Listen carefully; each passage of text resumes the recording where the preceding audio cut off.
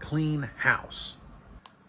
So Clean House is a Spanish horror short that was written and directed by Marcelo Fambini, who also plays one of the characters. He plays Andrea's husband in this short as well.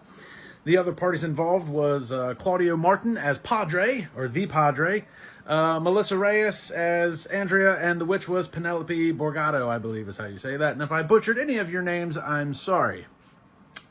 That being said, Clean House I found really interesting.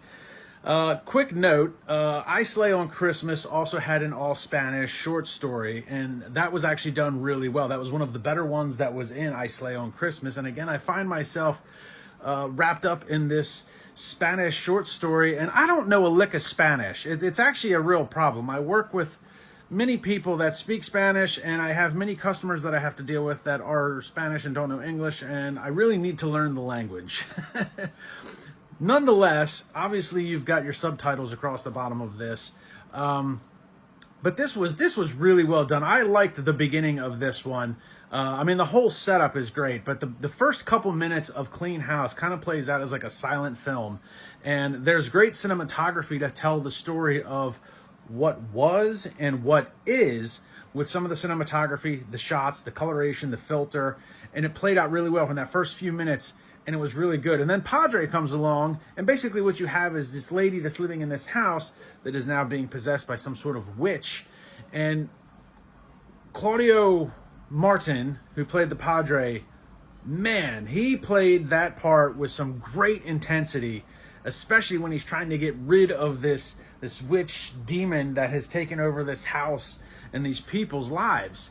And he just played it with such good intensity. I don't need to understand Spanish to know that he is putting his heart and soul in trying to get rid of this evil in this house.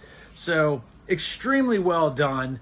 Props to everybody involved. I wish I could understand the language better, but I will say this about foreign films, you know, because I do watch some foreign films. In fact, one of my favorites is JCVD, which is Jean-Claude Van Damme.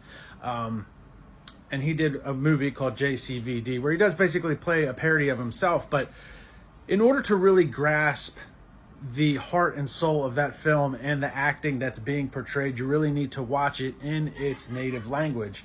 So I do watch foreign films in their native languages to really get a feel for the acting that's being put through, because sometimes things get lost in translation, obviously.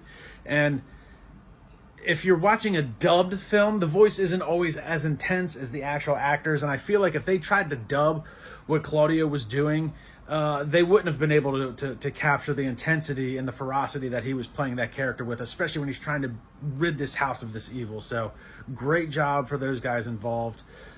Good storyline, a very solid storyline, production value, very good. All parties involved with that one, again, A+ with that. And then the last one we're going to